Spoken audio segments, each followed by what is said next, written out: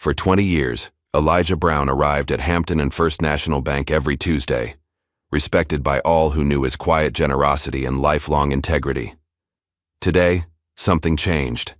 A young teller's suspicious glance, a manager's cold dismissal, and suddenly the 76-year-old widower found himself branded a thief in front of a lobby full of onlookers. As security escorted him into the rain, his walking cane clattered to the floor. A humiliation captured on a phone and shared across social media within hours.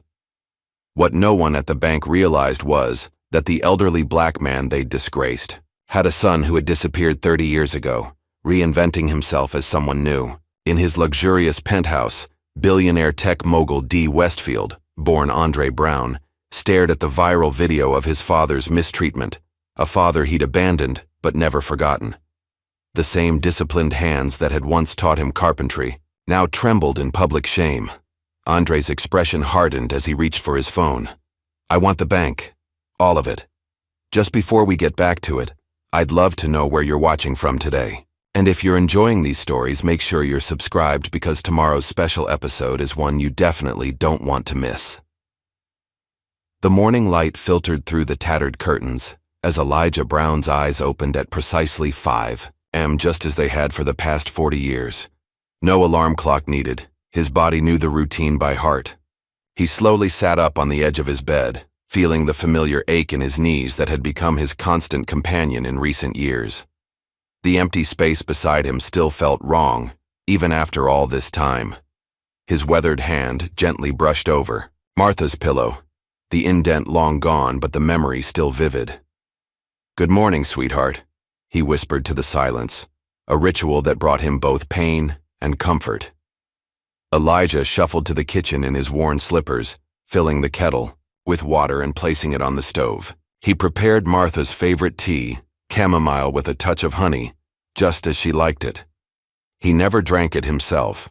The cup would sit untouched on the table while he sipped his black coffee, allowing himself to imagine her presence across from him.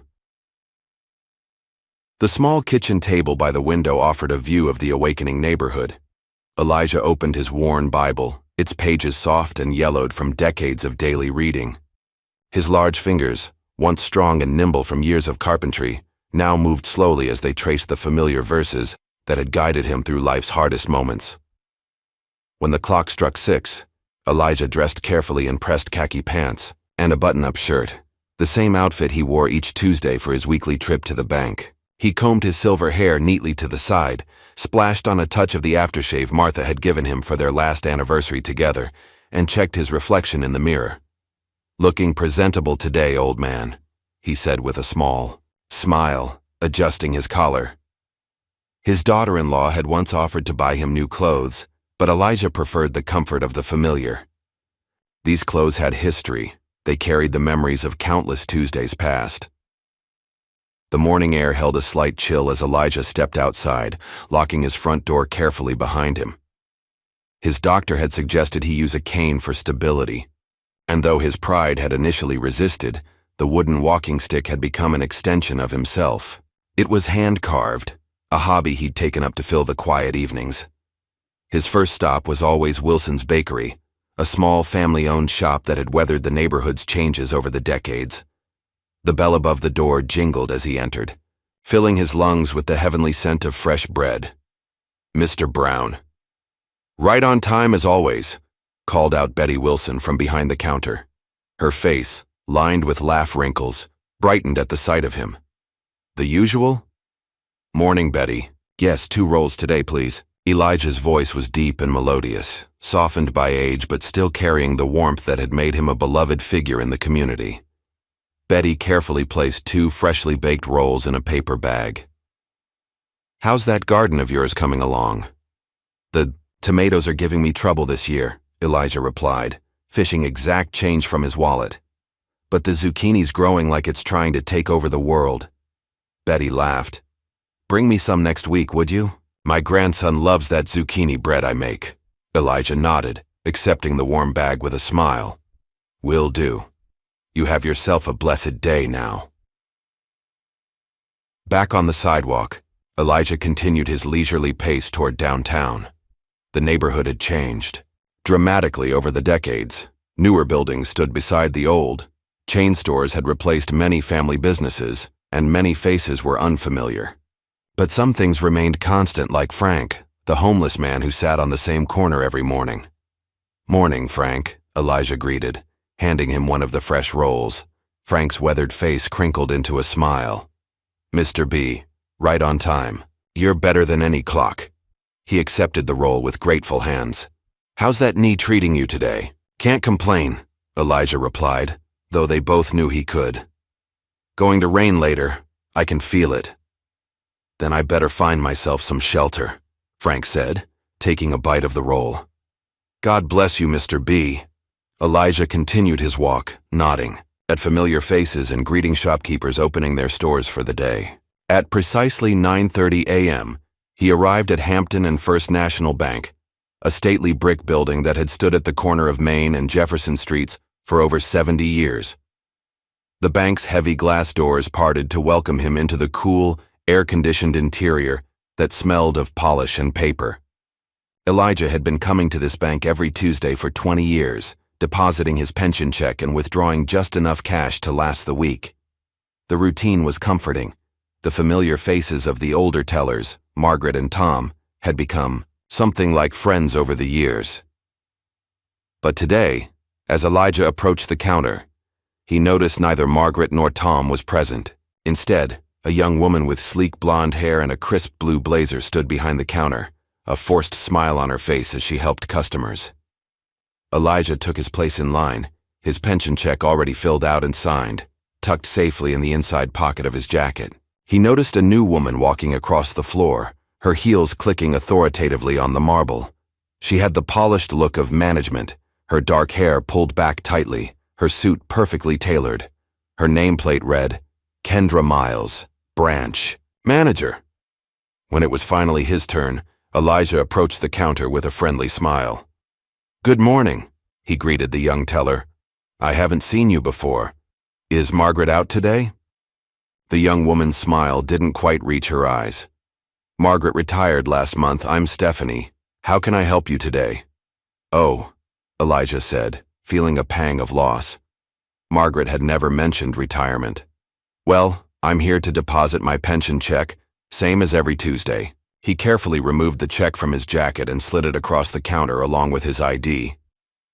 Stephanie examined the check and his ID, her brow furrowing slightly. She typed something into her computer, then frowned deeper. "Is something wrong?" Elijah asked. "One moment, sir," Stephanie said, her voice taking on a different tone. She turned to her computer screen again, typing rapidly. "I'm sorry, but the signature on this check doesn't seem to match what we have on file." Elijah blinked in confusion. "That can't be right. I've been signing my checks the same way for 20 years. Stephanie's expression hardened slightly. "Our system is flagging it as inconsistent. I'll need to speak with my manager." Before Elijah could respond, Stephanie had turned and waved over Kendra Miles. The two women spoke in hushed tones, occasionally glancing at Elijah, who stood patiently waiting, leaning slightly on his cane. A woman in line behind him, with expertly highlighted hair and designer clothes, sighed loudly. "Some of us have places to be," she muttered, just loud enough to be heard. Kendra approached the counter with Stephanie. "Sir, there seems to be an issue with your check," she said, her voice professionally detached. "Would you mind taking a seat over there while we verify some information?" Elijah felt a knot forming in his stomach. Nothing like this had ever happened before. "I don't understand. I've been banking here for 20 years. "Please, sir," Kendra insisted, gesturing to a row of chairs against the wall. "It's just a routine verification." Reluctantly, Elijah made his way to the chairs, aware of the eyes watching him. The woman who had sighed, her name tag revealed her as Marilyn Sloan, was now at the counter, and he couldn't help but overhear her comment to Stephanie. "You can never be too careful these days," Marilyn said, her voice carrying. "These scams are getting so sophisticated. I read about one last week where they're targeting banks with fake checks." Elijah felt his face grow hot with embarrassment. The implication was clear, and several customers turned to look at him with suspicious eyes. Kendra's posture stiffened at the comment. She picked up a phone at the counter and spoke quietly, her back to the lobby. Elijah couldn't hear what she was saying, but moments later, a young Latino security guard appeared from a side door.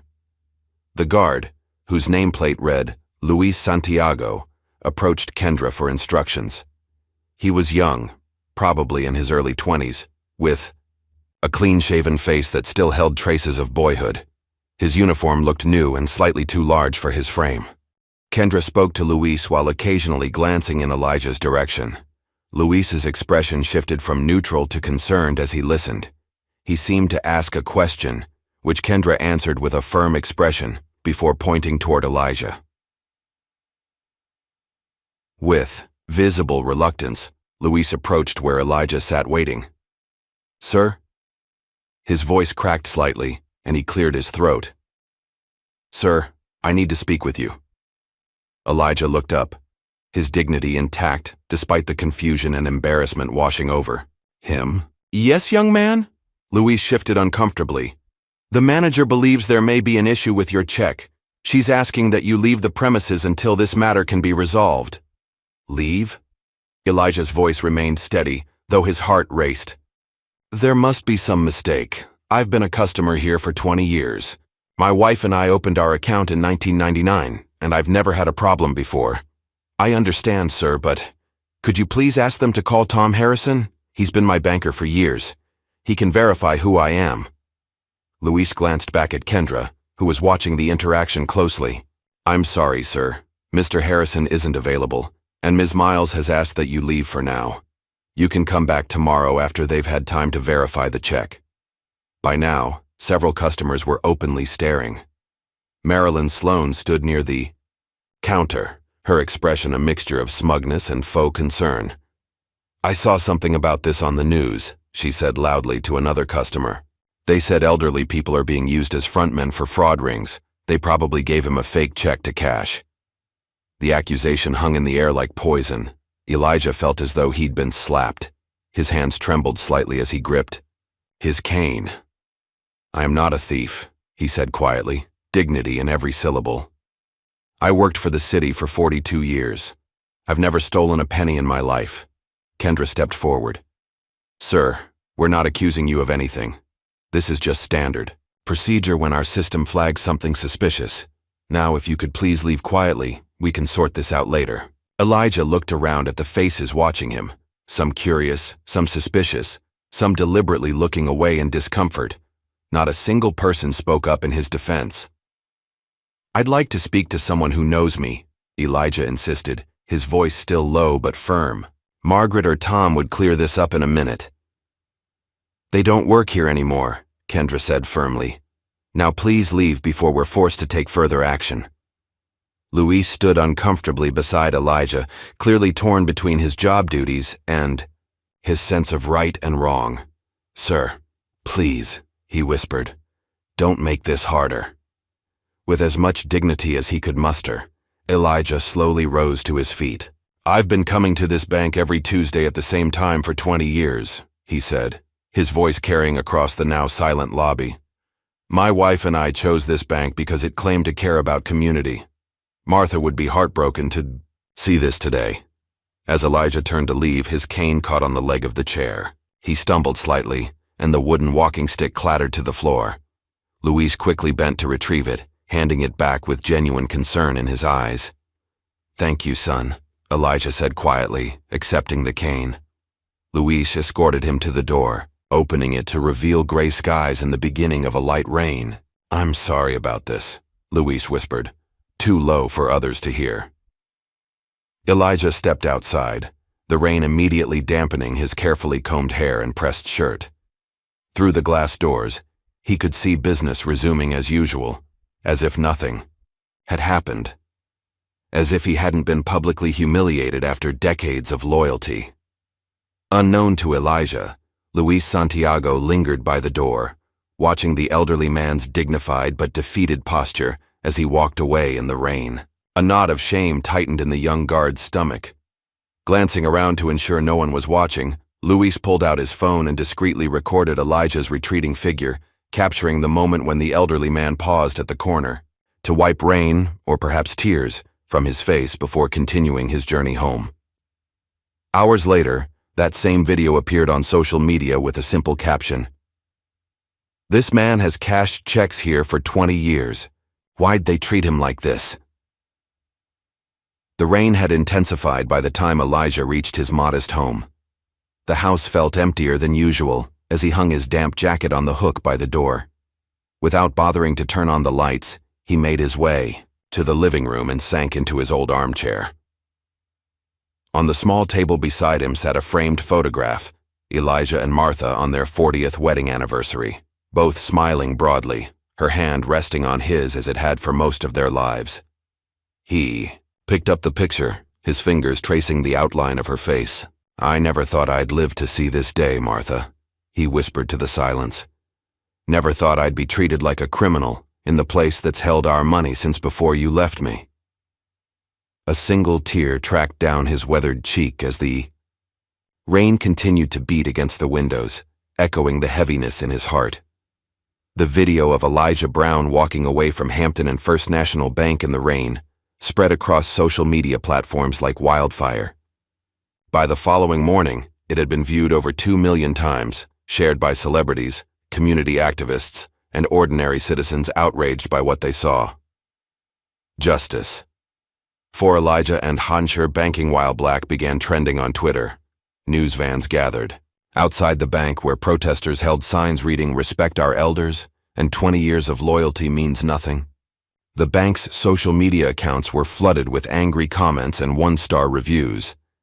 Hampton and First National Bank quickly issued a statement. "We are aware of an incident involving an elderly customer that has been shared on social media. This regrettable misunderstanding does not reflect our values or customer service standards. We are conducting a thorough internal review and have reached out to the customer to resolve this matter. Hampton and First remains committed to serving all members of our community with dignity and respect." But the damage was done. The carefully worded corporate response only fueled public outrage. At Elijah's small house, reporters gathered on the sidewalk, cameras at the ready. Neighbors tried to shield him, bringing casseroles and offering to run errands so he wouldn't have to face the media circus. But Elijah remained inside, curtains drawn, refusing all interview requests.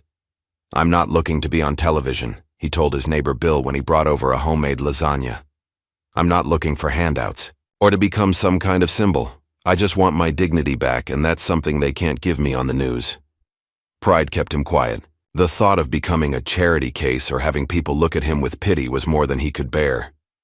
He'd spent his life standing tall, working hard, and making his own way. Being thrust into the spotlight as a victim felt like another kind of humiliation.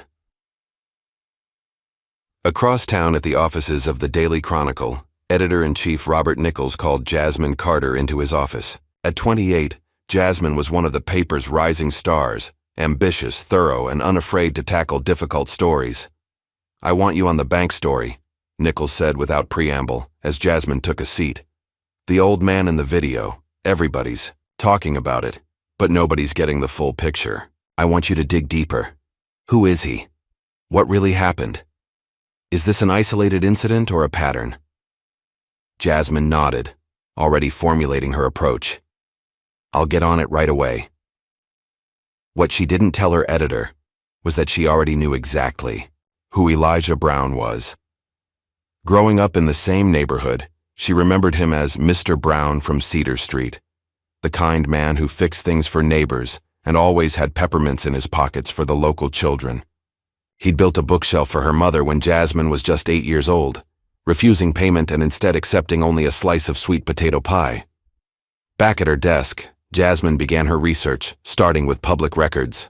Elijah Brown, 76 years old, widowed, retired from the city's public works department after 42 years of service, no criminal record, owner of the same house on Cedar Street for over 4 decades. As she dug deeper, Jasmine found herself transported back to 1987. She was interviewing childhood friends, former neighbors, and colleagues of Elijah, piecing together a portrait of the man behind the viral video. "He taught his son everything about carpentry," said William Taylor, Elijah's former co-worker. "I remember visiting their home once. Little Andre couldn't have been more than 12, but he was already building birdhouses that looked professional. Another, neighbor Grace Miller, recalled how Elijah had installed a wheelchair ramp for her husband after his stroke. Wouldn't take a dime, she told Jasmine. Said it was what neighbors do. Spent 3 weekends getting it just right, making sure it was sturdy and safe. The more Jasmine uncovered, the clearer the picture became. Elijah Brown was a pillar of the community, a man who raised his son with firm but loving guidance after his wife's early death from cancer, a man who believed in hard work, honesty, and helping others. But where was his son now? Andre Brown seemed to have vanished from public records after the age of 18. Jasmine's research led her to a dusty high school yearbook from 1993. There, she found a photo of teenage Andre Brown, tall, serious-faced, with the same dignified features as his father. The caption under his senior photo read, "Most likely to change the world." Through interviews with Andre's former classmates, a story of tension began to emerge. Andre had been brilliant, driven, but also increasingly frustrated by what he saw as his father's simple life and modest ambitions. They had this big fight junior year, recalled Marcus Wilson, Andre's former friend. Andre got accepted to this fancy summer program at some Ivy League school, but they couldn't afford it. Mr. Brown suggested he work at the hardware store instead. Learn practical skills. Andre was furious. Said he wasn't going to spend his life fixing things for people who looked down on him. The rift had widened over time. While Elijah believed in quiet dignity, honest work, and community connection, Andre hungered for recognition, wealth, and a different kind of respect. The last time I saw them together was graduation, another classmate told Jasmine. Andre got this big scholarship. His dad was proud but kept saying things like, "Stay humble" and "Remember where you come from." Andre just looked distant, like he was already gone, and gone he was. At 18, Andre Brown had left home, and apparently left his identity behind as well. Meanwhile, in a sleek high-rise penthouse overlooking the city skyline, a man known to most as D. Westfield sat behind a massive glass desk, reviewing quarterly projections.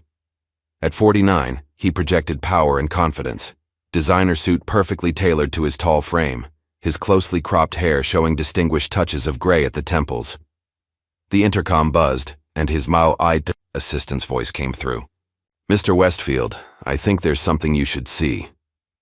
Moments later, the assistant entered with a tablet and placed it before him. "This video is going viral. I thought you should be aware. D. Westfield, or Andre Brown,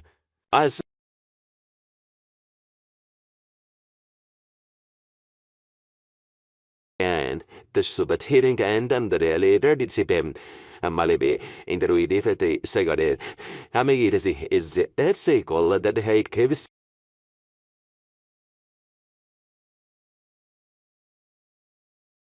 Though it had been decades since he'd seen him, Andre instantly recognized his father. His face remained impassive, betraying nothing to his assistant. "Thank you, Tracy. That will be all." When the door closed, Andre rewound the video and watched it again, and again, and again. Each viewing sent a fresh wave of emotions through him: shock, anger, and something deeper that he'd worked hard to bury: shame. For hours, Andre sat alone in his office, the city lights coming alive outside his window as evening fell. The video had unlocked a flood of memories he'd spent years suppressing. His father's hands guiding his own on a piece of wood, his father's voice reading bedtime stories, his father standing alone at his graduation while other kids had too, parents to cheer for them. Tracy knocked and entered again. "Sir, I've been thinking about that video. We could make an anonymous donation to the man, or perhaps fund a legal team to—" "No," Andre cut her off, his voice firm but quiet. "I'm not giving him money." He turned his chair to face the city skyline, his reflection ghostly in the glass. "I'm giving him what they took." Jasmine Carter's investigation led her to the bank the following day. The protesters had thinned somewhat, but news vans still lined the street. Inside, the atmosphere was tense, employees speaking in hushed tones as they served the reduced number of customers. Kendra Miles initially refused to speak with Jasmine, citing the ongoing internal review. But Jasmine was persistent, waiting in the lobby until Kendra's lunch break. 5 minutes, Kendra said stiffly as they sat at a cafe across from the bank. And everything is off the record. Why was Mr. Brown treated that way? Jasmine asked, directly. Kendra's professional facade cracked slightly. Our systems flagged the transaction. I followed protocol. Protocol requires public humiliation? That wasn't the intention, Kendra replied defensively. The situation escalated. Did you know Mr. Brown personally? Had you ever seen him at the bank before? Something shifted in Kendra's eyes at the question. She hesitated just a beat too long. No. As I said, I was following protocol for flagged transactions, but Jasmine had caught the hesitation. Ms. Miles, my research shows you grew up in the same neighborhood as Elijah Brown. Is that correct? Kendra's composure slipped further. This interview is over, she said, gathering her things. Any further questions need to go through our corporate communications department. That evening, in her small apartment, Kendra Miles sat on the edge of her bed, a shoebox open beside her. Inside were childhood mementos, report cards, birthday cards, and photographs. She carefully lifted out a faded photo of a young black girl standing proudly beside an older man who was fixing her family's front door. 10-year-old Kendra beamed at the camera, while Elijah Brown worked in the background, tools spread around him. The door had been broken during a break-in that her single mother couldn't afford to repair properly. Elijah had shown up one Saturday morning with his toolbox and fixed it without being asked, refusing payment. A secure home isn't a luxury, it's a necessity, he'd told her mother. Anyone who says different has never felt unsafe in their own house. Kendra traced the outline of Elijah's figure in the photograph, tears welling in her eyes as shame and conflict warred within her. Meanwhile, Luis Santiago sat in his small studio apartment, replaying the events of that day in his mind. He'd been working at the bank for just 3 weeks, his first real job after community college. The security position was supposed to be a stepping stone, a way to save money for police academy. But now he found himself questioning everything. The look in Elijah Brown's eyes as he was escorted out had haunted Luis for days. It wasn't anger or even hurt. It was something worse. Resignation. As if Elijah had always known this moment would come eventually. Luis opened his laptop and navigated to the video that someone had recorded from the street. His own discreetly, captured footage still safely hidden in his phone. The comment section was filled with outrage, calls for boycotts, and demands for justice. His finger hovered over the keyboard. He had more. The full security footage showed exactly what had happened inside the bank. But sharing it would certainly cost him his job, and possibly make him legally liable. Was truth worth the risk? Luis closed his laptop without deciding, but the weight of his silence was becoming harder to bear with each passing day. Across town, Andre Brown retrieved a dusty cardboard box from a storage closet in his penthouse. The label, written in his teenage handwriting, read, "Dad's Workshop." He hadn't opened it in decades.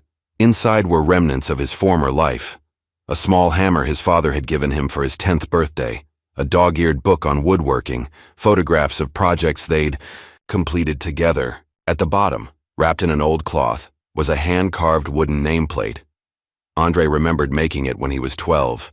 The hours of careful sanding, the precision of each letter, the pride in his father's eyes when he presented the finished product. The nameplate read, "Brown and Son." It had been meant for the workshop his father had dreamed of opening someday, a place where they would work together, building furniture and passing skills from one generation to the next. But life had taken Andre in a different direction, away from his father's modest dreams and toward his own ambitious ones. He ran his fingers over the carved letters, feeling the craftsmanship his young hands had managed under his father's guidance. Then he reached for his phone and made a call. "It's me," he said, his voice steady and determined. "I want the bank, all of it." Stephen Blake paced his corner office, phone pressed to his ear, face flushed with anger. "I don't care what the PR team thinks is best," he snapped. This needs to disappear and fast. No, absolutely not. We are not issuing a personal apology. That would be admitting liability. As regional director of Hampton and First National Bank, Stephen had built his reputation on efficiency and results. At 48, his salt and pepper hair and tailored suits projected trustworthiness, but behind closed doors, he was known for his ruthless approach. Listen carefully, he continued, lowering his voice. I want all surveillance footage from Tuesday purged. All of it. If anyone asks, we'll say it's standard procedure. And get Miles in my office. Now. Hanging up, Stephen straightened his tie and took a deep breath. The viral video of Elijah Brown had created a firestorm he hadn't anticipated. This needed to be contained. A knock interrupted his thoughts. Come in, he called. Kendra Miles entered, her posture stiff. You wanted to see me, sir? Sit down, Miles. Tell me exactly what happened with this Elijah Brown situation, and don't give me the sanitized version you fed to corporate. Before Kendra could answer, Stephen's assistant burst in without knocking. Sir, we have a problem. The tech team says they can't find the footage from Tuesday. It's missing from the system. Stephen's eyes narrowed as he looked at Kendra. Missing? What does that mean? Someone must have downloaded it before it could be deleted, the assistant explained nervously. They're checking access logs now. Stephen dismissed his assistant, with a sharp nod before turning back to Kendra. Find out who has that footage, and make sure they understand the consequences of making it public. Meanwhile, in a sleek downtown office, Andre Brown, still known as D. Westfield, met with his legal team. What have you found? Andre asked, his voice calm despite the intensity in his eyes. Sarah Wilson, his chief legal counsel, slid a folder across the table. Hampton and First has a history of questionable practices. They've closed branches in predominantly Black and Latino neighborhoods while opening new ones in affluent white areas. That's not unusual for banks, Andre pointed out. What else? Michael Dorian, his financial investigator, pulled up a chart. Their overdraft policies are where things get interesting. They process transactions from largest to smallest, maximizing the number of overdraft fees. And guess which branches see the highest percentage of these fees? The ones in minority neighborhoods, Andre finished, a muscle tightening in his jaw. Exactly, Michael confirmed. They're effectively using lower-income customers to subsidize services for wealthier ones. Andre stood and walked to the window. Find me everything. Every loophole they've exploited, every community they've abandoned, every customer they've taken advantage of. I want to know Hampton and First better than they know themselves. The next morning, a man in plain clothes entered the bank's lobby. No one recognized Andre Brown as he observed operations, noting the security cameras, the teller interactions, and the customer treatment patterns. After 20 minutes, Andre approached a wall of awards. Among them was a faded Customer Appreciation Award with a photo of a younger Elijah Brown. The plaque read, "In recognition of 10 years of loyal patronage, 2009. Andre noted that the award had been moved to a less prominent position, partially hidden behind newer accolades. That evening, Kendra sat at her kitchen table, dinner growing cold. Her husband, James, watched her with concern. You've barely said 2 words since you got home, he said gently. Is it still the situation at work? Kendra looked up, conflict evident in her eyes. I knew him, James. I knew Mr. Brown. The man from the video? How? When I was 10, our front door was broken after a break-in. Mom couldn't afford to fix it. Mr. Brown came over one Saturday and repaired it for free. Her voice softened. He spent hours making sure it was secure, even added a peephole at the right height for me and Mom. James reached across the table and took her hand. You never told me that. I didn't recognize him right away at the bank, Kendra continued. But his name, when I heard his full name, something clicked. And then when that woman started implying he was a thief, she broke off, tears threatening. Why didn't you say something? Kendra's expression hardened. And risk my job, the promotion I've worked years for? I have loans to pay, my mother's medical bills. I can't afford principals right now. Across town, Luis Santiago sat in his car outside a coffee shop, watching Jasmine Carter work at a corner table. He'd contacted her anonymously, offering information about what happened at the bank. But now, with the flash drive in his pocket, doubt crept in. Was this worth losing his job?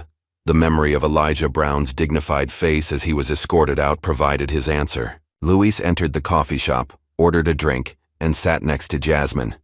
Without making eye contact, he whispered, "I have what you're looking for. Don't look at me." Jasmine, professional that she was, didn't react beyond a slight nod. "How do I know it's legitimate?" she asked quietly. "Because I was there. I'm the security guard who escorted him out." "Why are you doing this?" Luis placed the flash drive on the table and slid it toward her. "Because he didn't deserve that. And because the bank is trying to erase what happened." The next day, Jasmine received an encrypted email. "Let's talk about justice. 7 p.m. Edison Hotel lobby." After taking safety precautions, Jasmine arrived at the hotel at 7. The lobby was busy with travelers, making it ideal for a discreet meeting. "Ms. Carter?" A deep voice came from behind her. "Thank you for coming." She turned to find a tall, distinguished-looking man in a tailored suit. There was something vaguely familiar about him. "I'm afraid you have the advantage," she replied cautiously. "You can call me D," he said, taking the seat across from her. "I have information about Hampton and First National Bank." "Why come to me? Your reporting has integrity, and you seem genuinely interested in justice for Elijah Brown." D handed her a folder.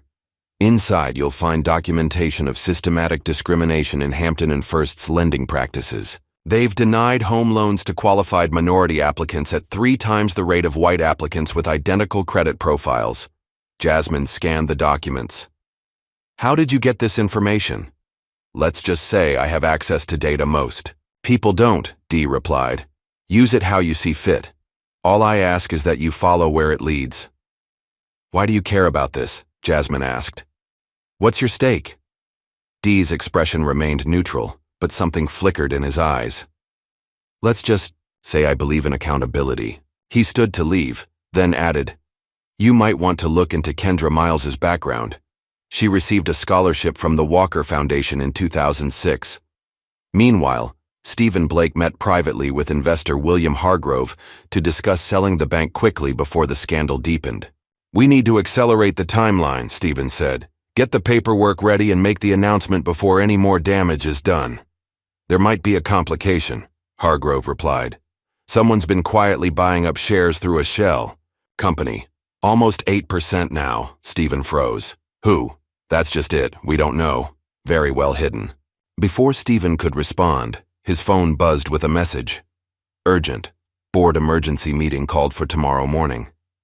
That evening, Jasmine investigated Dee's tip about the Walker Foundation scholarship. The foundation had been established in 2002 by an anonymous donor to fund college scholarships for underprivileged students. Kendra Miles had indeed been one of its recipients. The foundation's legal firm was the same one that represented D. Westfield. Further research revealed that D. Westfield had appeared on the business scene roughly 20 years ago, seemingly out of nowhere. Before that, nothing.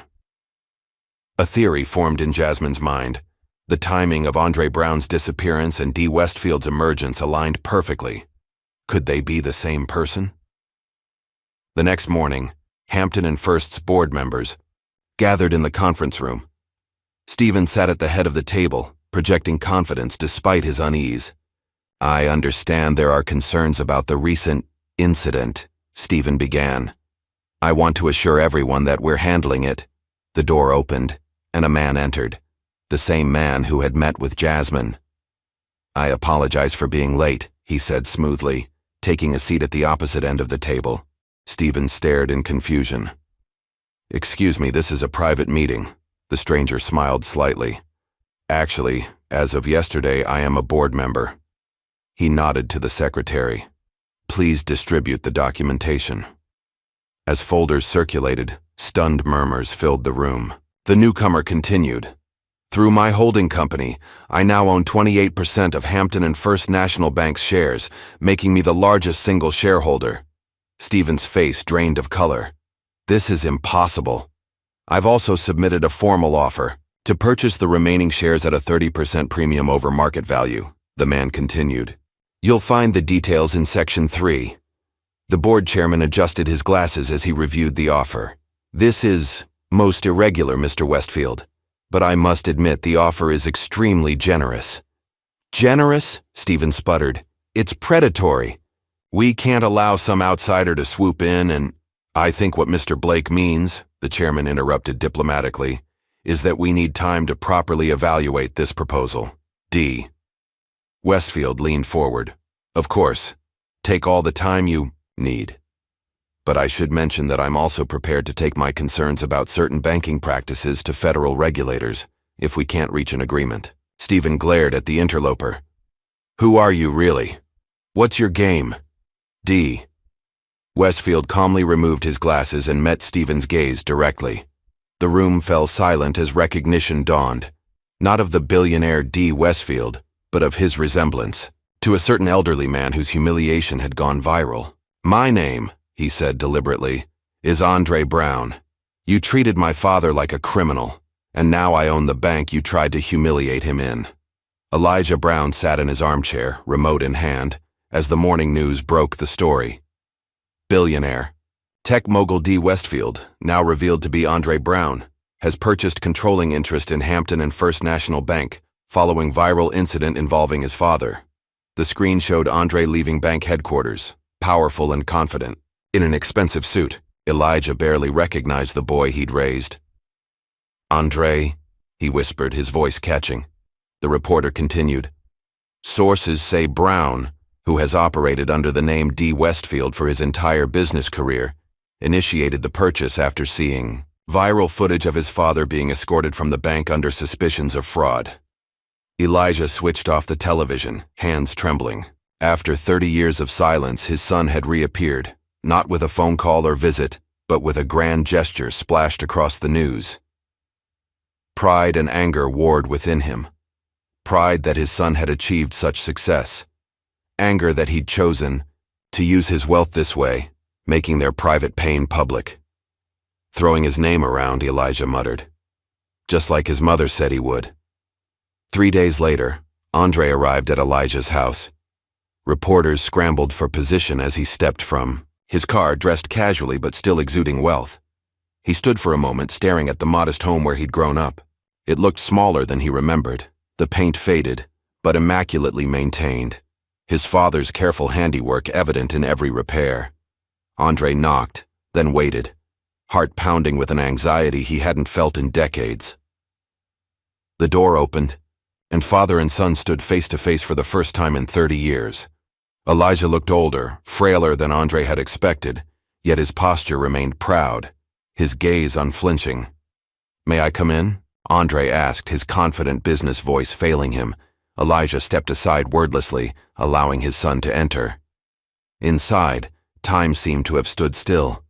The same furniture, though reupholstered. Family photos on the wall, including several. Of Andre, ending with his high school graduation picture.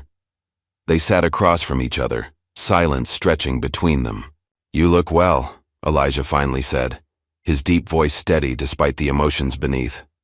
So do you, Andre replied, though they both knew it wasn't entirely true. Why did you do it? Elijah asked. Buying the bank? Making a spectacle? Andre leaned forward. They humiliated you. So you humiliated them back, with money and power? Elijah shook his head. That's not what I taught you. No, you taught me to turn the other cheek, to accept injustice with dignity. Andre's voice took on an edge. Meanwhile, they keep taking and taking. And what have you taken, Andre, in your rise to billions? Elijah's gaze was penetrating. Have you always been fair? Always been kind? Always remembered where you came from? Andre had no answer. You abandoned our values, Elijah continued quietly. Abandoned your name. Abandoned me. I didn't forget them, Andre finally responded. I just lived them differently. You taught me to build things that last, to work hard, to help others. I've done that, just on a different scale than you imagined. And your mother's name? My name? Were they too small scale for your vision too? The question struck Andre like a physical blow. Before he could respond, Elijah rose and walked to a bookshelf, returning with a stack of business magazines. These came every month, he said, placing them on the coffee table. Different name, but I knew my son's face. He tapped one cover featuring D. Westfield. I followed your success, prayed for you every night, even when you couldn't bear to claim me as your father. Meanwhile, Stephen Blake compiled a dossier on Andre Brown's early career, the corners cut, the ethical gray areas navigated, the competitors eliminated on his path to success. If he wants war, he'll get one, Stephen muttered, forwarding the information to media contacts. Let's see how the public feels about their crusading hero when they learn how he built his empire. At the bank, Kendra Miles sat in her office, staring at her phone.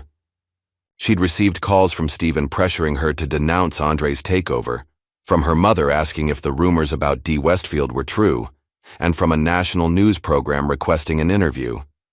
Jasmine Carter appeared in her doorway, recorder in hand. Ms. Miles, Jasmine said, I think it's time we talked about your connection to the Brown family. Kendra's heart raced. I don't know what you mean. You received a scholarship from Andre Brown's foundation, Jasmine stated. And before that, Elijah Brown fixed your family's door. You knew exactly who he was that day at the bank. The weight of truth finally broke through Kendra's professional facade. She covered her face with her hands, shoulders shaking. I was afraid, she admitted. Afraid of losing everything I'd worked for. But I've been more afraid every day since, living with what I did. That evening, ignoring Stephen's threats, Kendra agreed to a national news interview. Live on camera, she confessed. Elijah Brown was more than just a customer, she said, her voice steady despite her nervousness. When I was a child, he helped my family when no one else would. He's a good man who was treated terribly by the institution I represent. For my part in that, I am deeply sorry. She took a breath before continuing. Mr. Brown taught me something, as a child that I forgot as an adult, that integrity matters more than ambition. He is the man who saved my family, and I failed him when he needed someone to stand up for him. Across the city, viewers watched in stunned silence. Social media erupted, and at his desk, Stephen Blake cursed as his phone lit up with messages from angry board members. The next morning, Jasmine's exposé was published. The quiet man who built a community, the untold story of Elijah Brown. The article chronicled Elijah's decades of small kindnesses, the wheelchair ramps built for neighbors, the doors fixed for single mothers, the carpentry lessons for neighborhood boys, the quiet dignity with which he'd raised his son alone after his wife's death. He never asked for recognition, one neighbor was quoted saying. He just saw what needed doing and did it. The contrast between Elijah's lifetime of quiet service and the bank's treatment of him couldn't have been starker. Public pressure mounted as protests spread nationwide. Customers began closing their accounts in droves. For Elijah himself, the attention was more mortifying than vindicating. I just want to go to the store without people taking pictures, he told Andre during one of their increasingly frequent conversations. I'm not a hero or a martyr. I'm just an old man who wanted to cash his check. 3 days after Kendra's television appearance, Luis Santiago held a press conference on the steps of City Hall. My name is Luis Santiago. I was the security guard who escorted Mr. Elijah Brown from Hampton and First National Bank. I am here today to publicly apologize to him and to acknowledge my part in this injustice. Luis looked up from his paper, his voice growing stronger. Mr. Brown never raised his voice, never made demands. He just asked to be treated with the respect he'd earned through 20 years of loyalty. In failing to stand up for him, I failed my own values. Luis's voice broke slightly. Mr. Brown taught me courage without saying a word. His dignity in the face of disrespect showed me what real strength looks like. A reporter asked Luis about his employment status. I was fired the day after I provided the security footage to Ms. Carter, Luis answered honestly. But I'd make the same choice again. Unknown to Luis, Andre was watching the press conference and immediately instructed his assistant to offer Luis a position at triple his former salary. That evening, Andre visited his father again. Their conversations were becoming less strained, though 30 years of absence couldn't be bridged quickly. "I spoke with Mom today," Andre said as they sat on the porch, watching the sunset. Elijah looked surprised. "You mean at the cemetery?" Andre nodded. "First time since the funeral. I should have gone sooner." "She would understand," Elijah said softly. "She always did." "After she died," Andre began, then stopped, emotion tightening his throat. "After she died, I couldn't bear to see you in pain. You stopped talking, stopped laughing. The house felt like a tomb. And I needed to escape," Elijah finished. "I know, son. I was so lost in my own grief. I couldn't see yours." For the first time since Andre's return, both men's eyes filled with tears. "I was wrong to leave the way I did," Andre admitted. "Wrong to change my name. Wrong to pretend I came from nowhere instead of from you." Elijah reached out a weathered hand and placed it on his son's shoulder. "And I was wrong to let you go without a fight. Wrong to let pride keep me from finding you. Wrong to let grief silence me when you needed me to speak." A week later, Elijah attended a ceremony at the bank. The old Hampton and First National sign had been removed.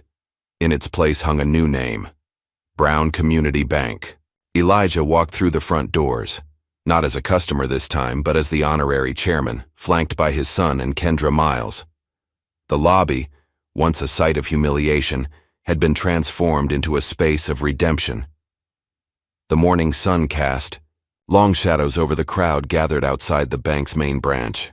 Workers carefully removed the Hampton and First National Bank sign that had adorned the building for decades. As the last letter came down, a cheer rose from the onlookers. Andre Brown stood at the front of the crowd, his father Elijah at his side.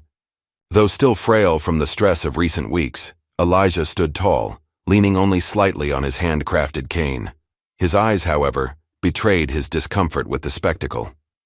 "Ladies and gentlemen," Andre addressed the crowd, his voice carrying the practiced confidence of a seasoned CEO. "Today marks a new beginning for this institution and for our community." Workers unveiled the new sign, Brown Community Bank. Andre turned to his father. "This isn't a favor," he said, loud enough for nearby reporters to hear. "It's justice." Elijah's expression remained stoic, though those who knew him well could see the complex emotions playing across his face. Pride mingled with unease at the public attention. Inside the bank's executive floor, the transition was less celebratory. Several mid-level managers who had been loyal to Stephen Blake gathered in a conference room speaking in hushed tones. "He's going to run this place into the ground," said Thomas Reed, the loan department head. "All this talk about community first and banking with a conscience, it's just PR. The balance sheets will tell the real story in a few months." Patricia Daniels, operations manager, nodded in agreement. "I heard he's planning to forgive predatory loans. Can you imagine? We'll be bankrupt within a year." "Then we make sure that happens," Reed replied, his voice dropping even lower. "Blake still has connections. If this place fails under Brown's leadership, the board will have no choice but to reconsider the sale." What they didn't know was that Kendra Miles was passing by the open door, catching enough of their conversation to understand their intent. Meanwhile, Elijah was taking a more hands-on approach than anyone had anticipated. Rather than serving as a figurehead, he insisted on meeting families who had been turned away by the old bank, especially minorities and seniors, to understand their needs firsthand. In a small conference room, Elijah sat across from the Williams family, Robert, Sarah, and their teenage son, Michael. Robert worked 2 jobs, Sarah was a nurse, and they had been trying to secure a home loan for 3 years without success. Hampton and First kept changing the requirements, Sarah explained, frustration evident in her voice. Every time we met one condition, they'd add another. Eventually, we just gave up. Elijah nodded, taking notes in a small leather-bound notebook. His handwriting was precise and deliberate, just like his carpentry. "And your credit score?" he asked. "750, Robert answered. Never missed a payment on anything. Elijah looked up, his eyes kind but serious. Then why do you think they kept denying you? The couple exchanged glances. It was their son who finally spoke up. Because we're black, sir. The bank on the other side of town doesn't have these problems. Elijah nodded again, making another note. Thank you for your honesty, and thank you for giving this bank another chance. After the Williams family left, Andre entered the conference room. That's the 5th family today, Dad. You need to rest. Elijah closed his notebook. What I need is to understand.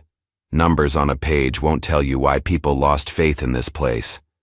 We have people for that. Market research, focus groups. Son, Elijah interrupted gently. Some things you need to hear with your own ears. These people aren't data points. They're neighbors. Across town at the Daily Chronicle, Jasmine Carter was working on her second story about the bank's transformation. Her desk was covered with notes from interviews with former and current employees, financial records, and community feedback. Her editor, Robert Nichols, approached with a concerned expression. You've been getting some interesting emails, he said, placing a printout in front of her. Jasmine scanned the page. It was an anonymous message with a clear threat. Drop the bank story, or your career ends here. Some powerful people don't like having their methods exposed. She looked up at Nichols, who was watching her reaction carefully. Are you telling me to back off? She asked. I'm telling you to be careful, he replied. This isn't just about a viral video anymore. You're digging into decades of financial practices that made a lot of powerful people very rich. Jasmine thought for a moment, then stood up, grabbing her recorder and notebook. Then I better make sure my research is bulletproof. At the newly renamed bank, Kendra Miles requested a meeting with Andre. She found him in what had been Stephen Blake's office, now stripped of its ostentatious decor and redesigned with simple, elegant furnishings. I overheard something you should know about, she said after closing the door. Some of the managers are planning to sabotage the bank from the inside. Andre didn't seem surprised. We expected resistance. This is more than resistance, Kendra insisted. They're talking about deliberately tanking loan portfolios, spreading fear among account holders. They want the bank to fail under your leadership. Andre studied her for a moment. Why are you telling me this? A month ago, you were part of the system that humiliated my father. Kendra met his gaze directly. Because I'm trying to be worthy of the second chance you gave me. And because what they're planning would hurt the same people your father helped all those years. People like my family. Their conversation was interrupted by a knock. Andre's assistant entered, looking uncomfortable. Sir, there's someone here to see you. He says he's an old friend. Arthur Penn? Andre's expression shifted subtly. Send him in. Arthur Penn entered with the confidence of a man comfortable in expensive surroundings.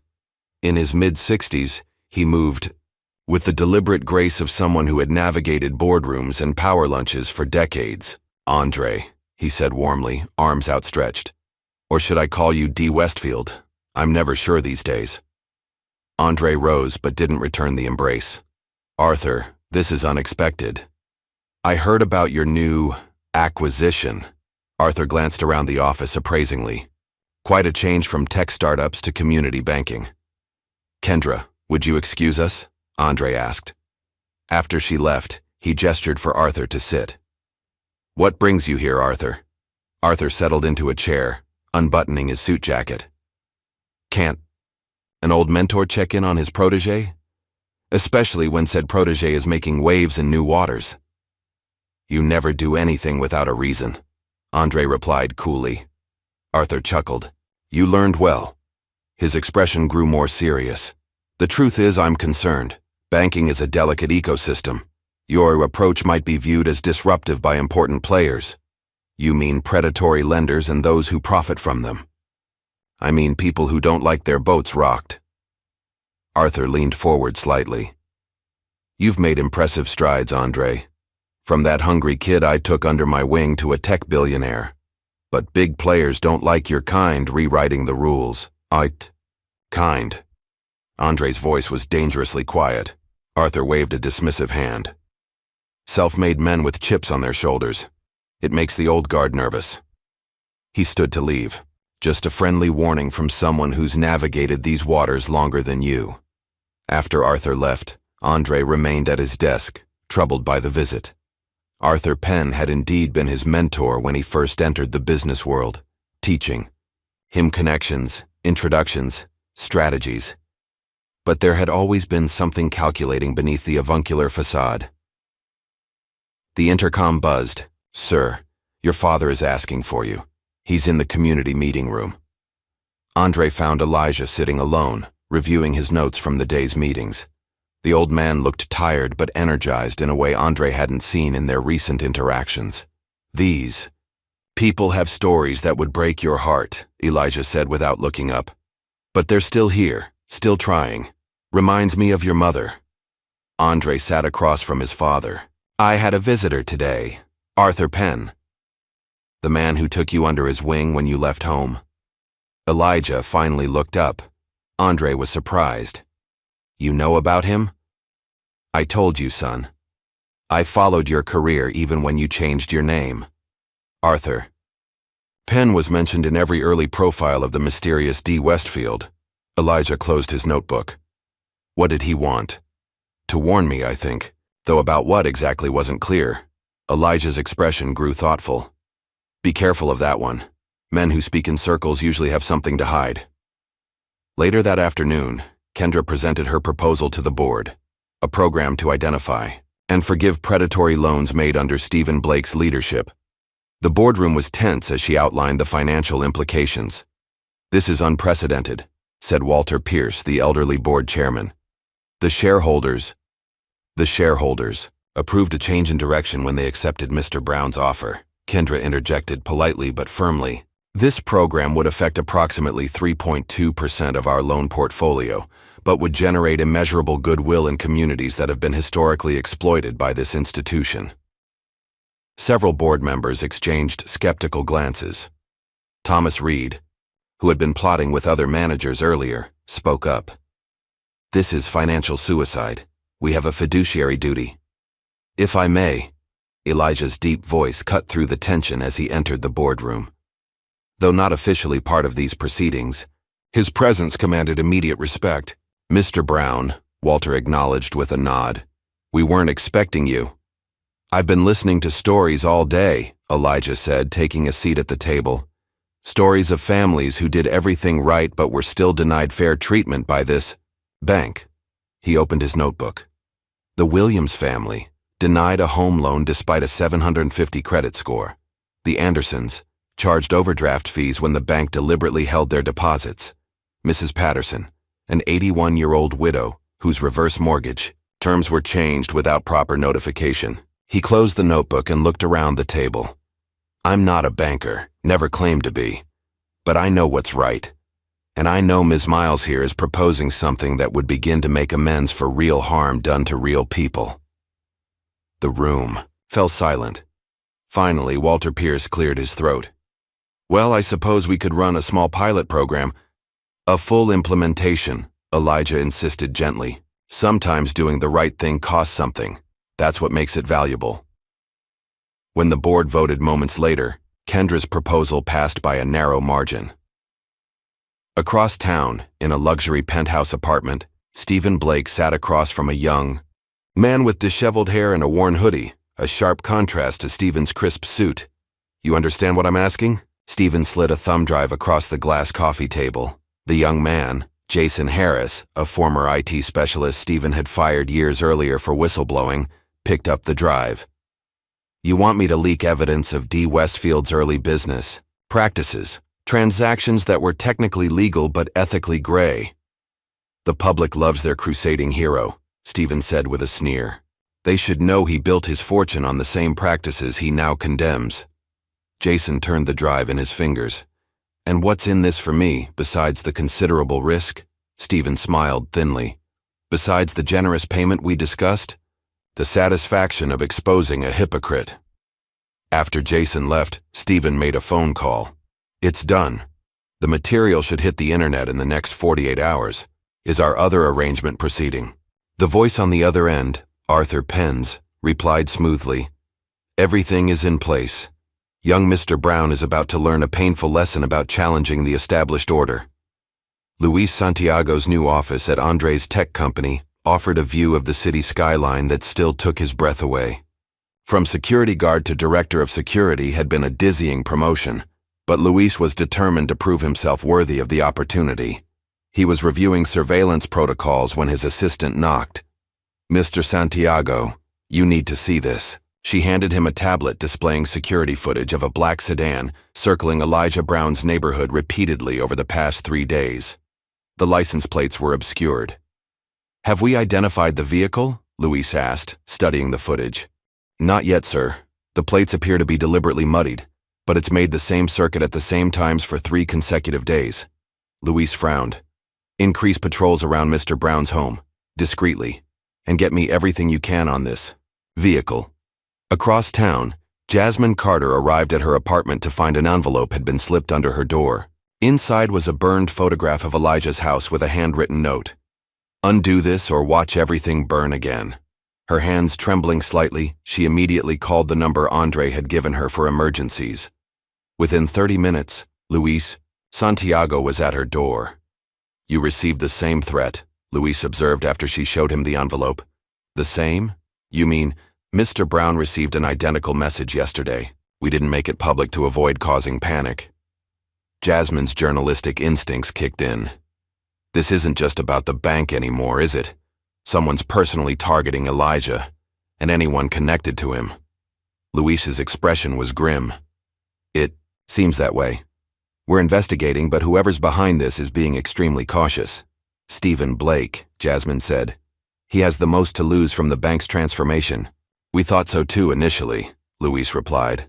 "But this feels bigger somehow, more coordinated." The next morning, Andre was blindsided by breaking news across all major networks. Tech billionaire D. Westfield's rise built on questionable practices. The story featured leaked documents showing that early in his career, Andre had exploited legal loopholes to outmaneuver competitors, used aggressive tax strategies, and once acquired a struggling company only to dismantle it for its intellectual property, leaving employees jobless. The public reaction was swift and harsh. Fake Reformer began trending on social media. Protesters who had once supported the bank's transformation now questioned Andre's motives. Several influential business publications ran editorials asking whether Brown Community Bank was simply a PR stunt by a billionaire trying to launder his reputation. Andre sat in his office, watching the coverage with a stony expression. These were indeed his actions from decades ago, actions he wasn't proud of, but which had been common practice in the cutthroat tech industry of the time. His assistant entered cautiously. "Sir, there's been a filing with the Securities and Exchange Commission. Someone's claiming whistleblower status, alleging that you used insider information in the bank acquisition." Andre closed his eyes briefly. "Who?" "The filing is anonymous, but the law firm representing the whistleblower is Frost, Taylor, and Penn." "Penn," Andre repeated softly. "Arthur Penn." Meanwhile, Elijah had retreated to his workshop behind his modest home. The small shed had been his sanctuary for decades, a place where wood became useful, beautiful things under his patient hands. He was working on a bench made from reclaimed timber salvaged from an old church that had been demolished the previous year. The wood was scarred and weathered, but Elijah saw potential in its imperfections. Each knot and grain told a story of time and endurance. The rhythmic motion of sanding calmed his mind as he processed all that had happened. The bank that had humiliated him now bore his name. His long-lost son had returned as a powerful but controversial figure. And somehow, Elijah himself had become a symbol, something that made him profoundly uncomfortable. As he worked, he thought about what he wanted this bench to represent: a place for people to rest, to be seen, to belong. Not a grand monument or an ostentatious display, but something useful, dignified, and welcoming. Everything the bank had failed to be on that rainy Tuesday. Across town, in the newly renovated boardroom of Brown Community Bank, a power struggle was unfolding. Arthur Penn had somehow convinced several board members to call an emergency session to discuss concerns about the new direction. "The shareholders are nervous," Arthur said smoothly, standing at the head of the table where Andre usually sat. "The recent revelations about Mr. Brown's past business practices, coupled with the radical changes to loan policies, have created a crisis of confidence." Walter Pierce, who had begun to warm to Elijah's vision for the bank, frowned. "Mr. Penn, you're not even a shareholder. Why are you leading this discussion?" "I represent concerned parties who prefer to remain anonymous," Arthur replied, "and I'm here to offer a solution that protects everyone's interests." Kendra Miles, who had remained silent, finally spoke up. "You mean Stephen Blake's interests, and your own." She stood, commanding the room's attention. "Before we continue this farce, the board should know that Mr. Penn has been working with Stephen Blake to orchestrate the recent media attacks against Andre Brown." Arthur's composure slipped momentarily. "That's a serious accusation, Ms. Miles." "It's a fact," Kendra countered, sliding folders across the table to each board member. "Inside, you'll find evidence of meetings between Mr. Penn, Mr. Blake, and a hacker named Jason Harris, who was responsible for leaking the selective information about Mr. Brown's past. You'll also find documentation of Mr. Penn's connections to predatory lending operations that specifically targeted minority communities, including the very neighborhood where Elijah Brown lives." The boardroom erupted in chaos as members flipped through the documents. Arthur attempted to regain control, but Walter Pierce raised his hand for silence. "Mr. Penn," the elderly chairman said firmly, "I think you should leave. Now." After the boardroom coup attempt failed, Jasmine Carter received an anonymous email containing financial records connecting Arthur Penn to a network of high-interest loan companies that had operated in Elijah's neighborhood decades earlier. One company, Eagle Financial, had been responsible for a foreclosure wave that claimed the homes of several of Elijah's friends, including a man named William Porter, who had died of a heart attack the day after losing his home. Jasmine immediately began verifying the information, cross-referencing public records and tracking the complex web of shell companies that led back to Arthur Penn. Meanwhile, Luis Santiago had made a breakthrough in his investigation of the threatening notes. Working with a contact at a private security firm, he traced the distinctive paper to a specialty stationery shop in Arizona that catered to wealthy clients. The shop's sales records showed a recent purchase by a company owned by none other than Arthur Penn. Luis and Jasmine flew to Arizona to confront the shop owner and gather final proof of the connection. As their flight landed, Luis noticed a dark sedan following their taxi from the airport. Hours later, as they left the stationery shop with the owner's signed statement, two men in suits approached them. "Mr. Santiago, Ms. Carter, you need to come with us," one said, flashing a badge too quickly to identify. "On what grounds?" Luis asked, already reaching for his phone. "Trespassing and harassment," the man replied. "The shop owner has filed a complaint." Luis and Jasmine exchanged glances, knowing this was false. They'd just left the owner on perfectly amicable terms. But before they could protest further, they were escorted to the sedan Luis had noticed earlier. It became clear this was no legitimate arrest when they were taken to an empty office building rather than a police station. Their phones were confiscated, and they were placed in separate rooms. "Someone is pulling serious strings," Jasmine whispered to Luis before they were separated. "This is about what we found. We're getting too close." Hours later, after Luis had managed to activate the emergency beacon hidden in his watch, standard protocol for Andre's security team, they were suddenly released without explanation. Their phones were returned, but all photos and recordings from the stationery shop had been deleted. When they returned to their hotel, Jasmine found a new message on her laptop. "Back off, or next time won't be just a warning." Back in the city, Elijah attended a Sunday service at his longtime church, Grace Baptist. The pastor had asked him to say a few words about forgiveness and redemption, themes that had become unexpectedly relevant to Elijah's life. As he stood to approach the pulpit, a sharp pain radiated through his chest. The stress of recent weeks, combined with his age, had finally taken its toll. Elijah clutched at the pew in front of him, his vision blurring as he collapsed to the floor. The congregation erupted in concerned shouts as someone called an ambulance. Within minutes, Elijah was being rushed to Memorial Hospital, his condition serious but stable. Andre was in a meeting when he received the call.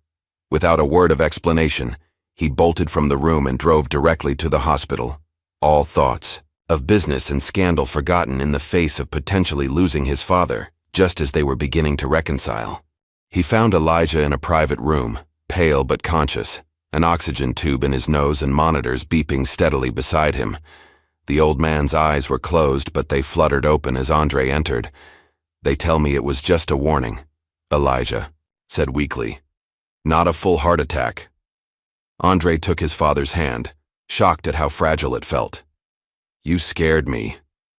"Been doing that since you were a boy," Elijah replied with a faint smile. "Always getting into something." Andre sat beside the bed, still holding his father's hand. For a while they sat in silence, the steady beep of the heart monitor marking time between them. "All this fighting," Elijah finally whispered, his voice barely audible. "Promise me you'll use all you've built for others, not for revenge." Andre looked at his father's weathered face, the face that had once seemed so strong and unbreakable to a young boy. He thought about the threats, Arthur's betrayal, Stephen's schemes, and the public humiliation they'd tried to inflict. "I promise," he said, though his eyes burned with the need to make someone pay for what they'd done to his father. The next morning, as Elijah slept in his hospital room, Andre held a press conference outside the hospital. He intended to address the recent scandals and refocus attention on the bank's community initiatives.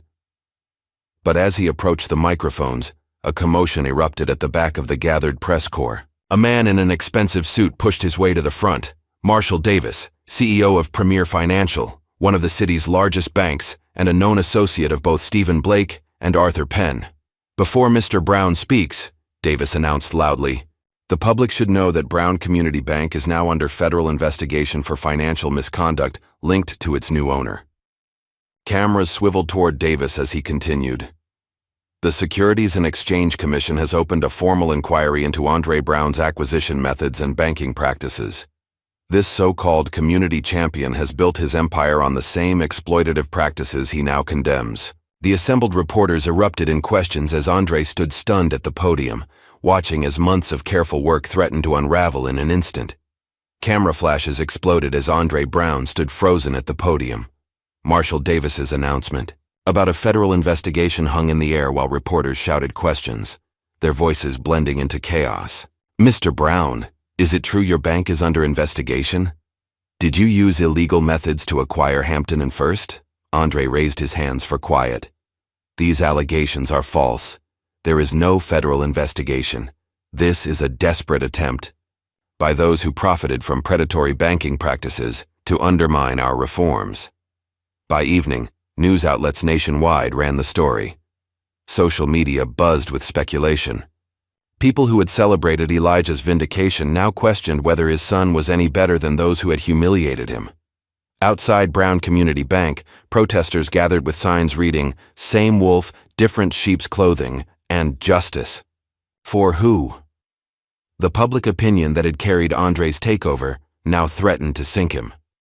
In his hospital room, Elijah watched the coverage with a heavy heart.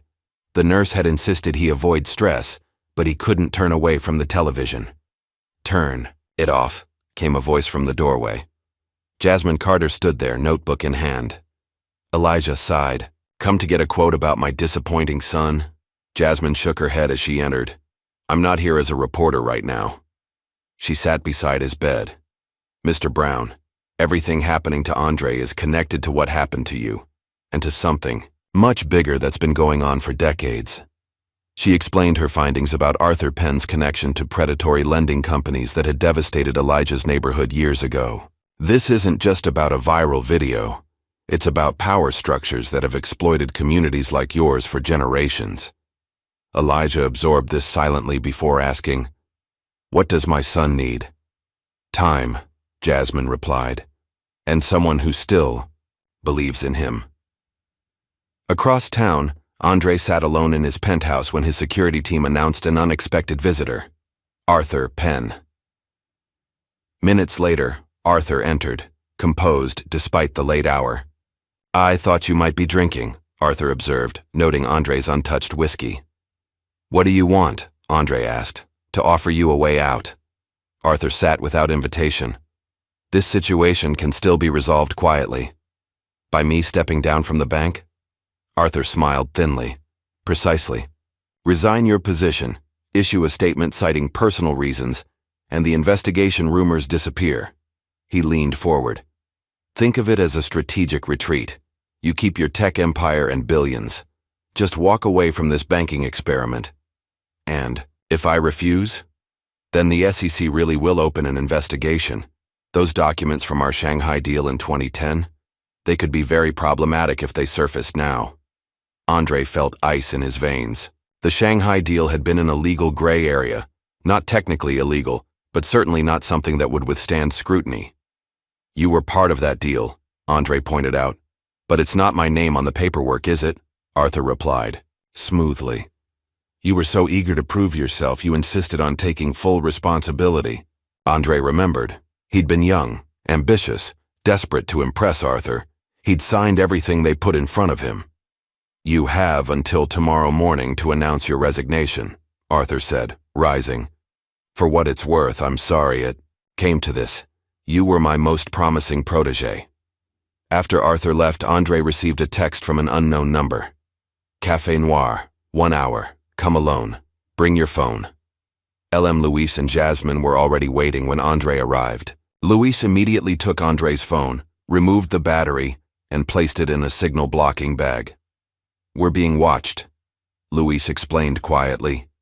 "Your penthouse, car, office, all compromised." "How do you know?" Jasmine slid several photographs across the table showing tiny surveillance devices planted in various locations. "After our detention in Arizona, I had a security team sweep all locations," Luis said. "These are high-grade devices, not something an average investigator would use." "Arthur came to see me tonight," Andre told them. "Offered me a deal, step down, and the rumors disappear." "Did you record the conversation?" Jasmine asked. Andre shook his head. "I didn't know my own home was bugged." "But they did," Luis said, placing a small device on the table. "Everything transmitted from your penthouse in the last 6 hours is saved here, including Arthur Penn incriminating himself." The next morning, Andre requested a private meeting with Arthur. Security cameras observed Arthur arriving alone, checking his phone repeatedly, clearly anxious that Andre had missed his deadline. When Andre entered, his expression was unreadable as he sat across from his former mentor. "I've been thinking about your offer," Andre began. "And?" Arthur prompted. "I have a counter-proposal." Andre placed his phone on the table and pressed play. Arthur's voice emerged clearly. "Then the SEC really will open an investigation. Those documents from our Shanghai deal, they could be very problematic if they surface now." The color drained from Arthur's face. "That's illegal recording," he hissed, reaching for the phone. Andre pulled it back. "Actually, it's not my recording. It's yours, from the bugs you planted in my home. Luis Santiago found your receiver, with everything stored on it." Arthur's composure cracked. "What do you want?" "The truth. About everything. The threats against my father, the smear campaign, your connection to Stephen Blake, and your involvement with Eagle Financial 30 years ago in my father's neighborhood." Arthur's eyes widened slightly. "Yes, we know about that too," Andre continued. "About William Porter and the others who lost their homes, and in Porter's case, his life, because of your predatory practices." "That was business," Arthur said, coldly. "Nothing personal." "It was very personal to the families you destroyed." Their conversation was interrupted as Jasmine entered with a cameraman. Arthur stiffened. "You set me up," he snarled. "No, Arthur. You did that yourself decades ago."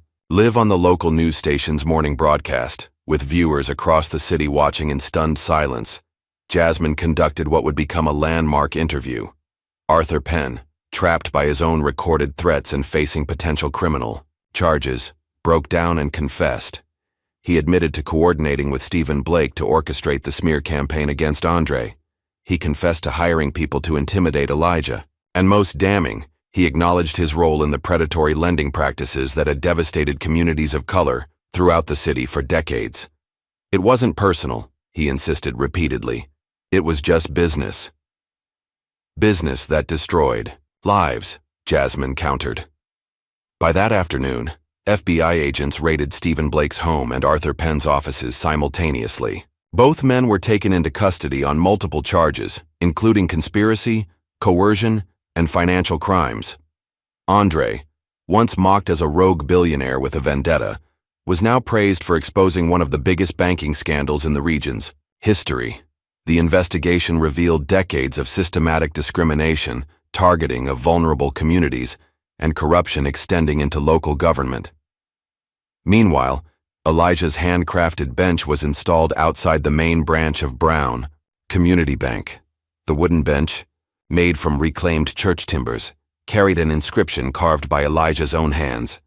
For those overlooked, may you always be seen. A small crowd gathered to witness the installation. Andre stood beside his father, supporting his elbow as Elijah was still weak from his hospital stay. When the installation was complete, Elijah was the first to sit on the bench. Andre hesitated, then joined him. Father and son sat side by side in public for the first time in 30 years. "I'm sorry I was a late son," Andre said quietly. Elijah patted his son's hand. "You were always my son. Just lost in your own storm for a while." Cameras captured the image that would appear in newspapers the next day. The elderly man who had been humiliated at a bank, now sitting proudly outside that same institution, his billionaire son beside him, both looking toward a shared future, rather than a divided past. 1 year later, Brown Community Bank had become a model for ethical banking practices across the country.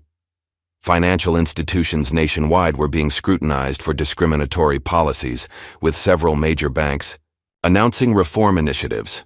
Andre had stepped back from day-to-day operations, appointing Kendra Miles as CEO. "You understand both sides of the counter," he had told her. "Run it for the people." Under Kendra's leadership, the bank had expanded its low-interest loan programs for minority businesses, created financial literacy workshops, and hired staff that reflected the diversity of the communities they served.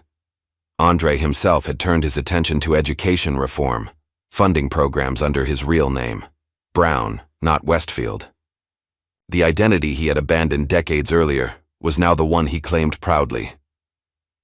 On a crisp autumn morning, Luis Santiago stood before the first graduating class of the Brown Security Academy, a program he had founded to mentor young people interested in security and justice work. "Today marks not just your graduation," Luis told the 20 young men and women in their uniforms, "but the beginning of a new approach to security, one based on protection and respect rather than intimidation." Thus, the front row, Elijah sat with Andre, both beaming with pride. Though still frail in body, Elijah's spirit had strengthened. He had become a regular visitor at the academy, sharing wisdom with students who initially came for job training but stayed for the life lessons. When Luis invited Elijah to address the graduates, the elderly man made his way to the podium. "I'm not one for speeches," he began, his deep voice still commanding. "But I want you to know something. When Luis first came into my life, he was escorting me out of a bank where I'd been falsely accused." Elijah looked at Luis. "Today, he stands before you as what I call a quiet giant, someone who found the courage to stand for truth, even when it cost him something." Luis blinked back emotion as Elijah continued. "That's what each of you can be in your communities. Not just security officers, but guardians of dignity. Remember that everyone you encounter has a story, has struggles you know nothing about. Treat them all as you would want your own family treated." The graduates gave Elijah a standing ovation. As he returned to his seat, Andre supporting him with a gentle hand. Across town, Kendra sat in the CEO's office that had once belonged to Stephen Blake. The space had been completely redesigned. Gone were the imposing desk and intimidating layout. In their place was a more open arrangement with comfortable seating and walls showcasing artwork from local creators. A knock interrupted her review of quarterly reports. Her assistant announced, "There's someone here to see you. He doesn't have an appointment, but he says it's important." The man who entered was in his 60s, well-dressed but with the weathered look of someone who had endured hardship. Kendra didn't recognize him immediately. "Ms. Miles," he said hesitantly. "You probably don't remember me. My name is James Wilson." The name sparked a memory. "You were friends with Elijah years ago," she said, rising to shake his hand. James nodded. "Best friends since childhood, until about 15 years ago. I was imprisoned for check fraud, a desperate act after the old bank's lending policies cost me everything." His eyes held a mixture of shame and pride. "I came to thank you personally. Yesterday I closed on my first home since losing everything. Your second chance mortgage program made it possible." Kendra smiled warmly. "That's wonderful news, Mr. Wilson. Have you told Elijah?" "Not yet. We haven't spoken since before my arrest. Pride kept me away." He looked down. "I thought maybe you could tell me how to reach him." "Actually," Kendra replied, "I think I can. Do better than that." That weekend, Andre pulled up to a modest house in the historic district. It had taken months of searching, but he had finally succeeded in buying back Elijah's childhood home, the place where generations of Browns had lived. Before economic pressures forced the family to sell, Elijah sat in the passenger seat, unaware of their destination. "Where are we going? That's such a big secret," he asked as Andre helped him from the car. When Elijah turned and saw the house, he froze. "Andre, what is this?" "Look closer," Andre said gently. Elijah stepped forward, squinting. The porch had been rebuilt exactly as he remembered from childhood. The unique pattern of the railings, a design his own father had created, had been meticulously reproduced. "How did you—" Elijah's voice trailed off. "I found the original blueprints in city records, and some old photographs your mother had saved." Andre placed keys in his father's trembling hand. "It's yours. For good." Tears filled Elijah's eyes as he climbed the porch steps, his hand running along the railing just as it had when he was a boy. Inside, the house had been restored to honor its history while providing modern comforts. "Son," Elijah managed, his voice thick with emotion, "this is too much." "No," Andre said firmly, "it's not enough, but it's a start." As they toured the house, they found James Wilson waiting in the kitchen, sitting nervously with a bottle of Elijah's favorite sweet tea. The reunion between the old friends was tearful and healing, years of distance melting away as they remembered shared joys and acknowledged shared pain. Later that month, Jasmine's documentary, More Than Money, The Elijah Brown Story, premiered to a packed theater. The film chronicled not just the viral incident, but Elijah's lifetime of quiet service and the larger issues of banking discrimination.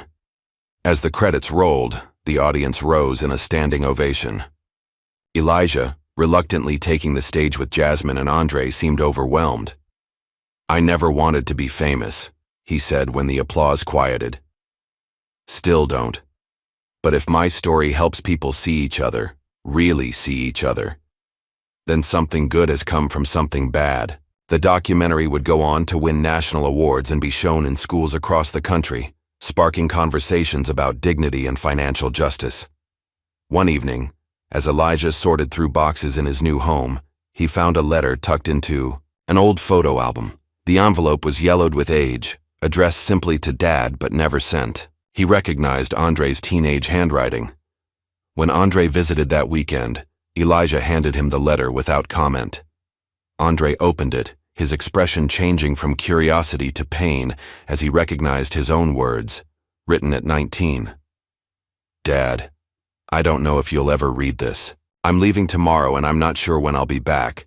I can't breathe in this house anymore.